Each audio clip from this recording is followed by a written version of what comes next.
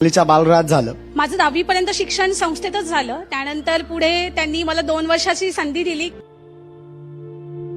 आणि मला आजही आठवतं की ज्यावेळी आमचे सहकारी श्रीकांतजी भारतीय हे माझ्याकडे आले आणि त्यांनी मला अनाथांचा सगळा जो काही हा प्रश्न आहे हा समजावून सांगितला. अनाथ म्हटलं की संघर्ष हा आलाच. आई वडिलांच्या निधनानंतर माझ्या आजोबांनी मला संस्थेत दाखल केलं. पण सर एक गोष्ट मी ऑब्झर्व केलेली आहे, कोणताही अनाथ असो तो महत्वाकांक्षी असतो. वयाच्या 5व्या वर्षापासून ते इंजिनिअरिंग पर्यंत माझं संपूर्ण शिक्षण सांगलीच्या बालराज झालं. माझं 10वी पर्यंत शिक्षण संस्थेतच झालं. त्यानंतर पुढे त्यांनी मला 2 वर्षाची संधी दिली. की 18व्या वर्षी बाहेर पडावं लागतं. पुढे अनेक वेळा कुठले सर्टिफिकेट्स असतात, अडचणी असतात, शिक्षणामध्ये अडचणी असतात आणि म्हणून याला काहीतरी आपण प्रयत्न केला पाहिजे, मार्ग काढला पाहिजे. अनाथ मुलांना आता दादा म्हणाला तसं मोठी स्वप्न बघता येत नव्हती. म्हणजे जरी बघितली तरी ती पूर्ण होतील का नाही ह्याची गॅरंटी नव्हती.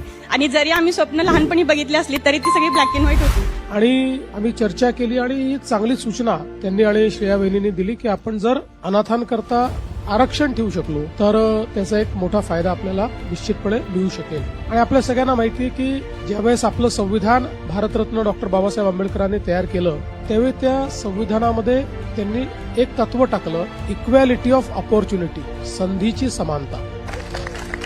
2 वर्षानंतर मल्टीनॅशनल कंपनीमध्ये काम करून आज मी एक ॲग्रीटेक स्टार्टअप सुरू करतोय. आम्हाला या समाजात एक अस्तित्व मिळवून दिलं. नशिबाच्या पलीकडे जाऊन आमच्यासाठी घेतलेला तुम्ही हा एक निर्णय, एक संवेदना आणि एक मनापासून केलेला प्रयत्न ज्यांनी आज आमचं हे आयुष्य बदललंय. आणि हे सगळं सर तुमच्यामुळे. सर खूप खूप आभार. पण तुमच्या आरक्षणाच्या या निर्णयामुळे आमची जी काही स्वप्न आहेत त्या स्वप्नांना सुंदर रंग मिळाले आहेत सर.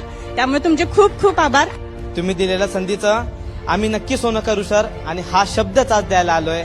आज घ्यायला नाही सर, आज द्यायला आलोय सर. आज घ्यायला नाही सर, आज द्यायला आलोय सर.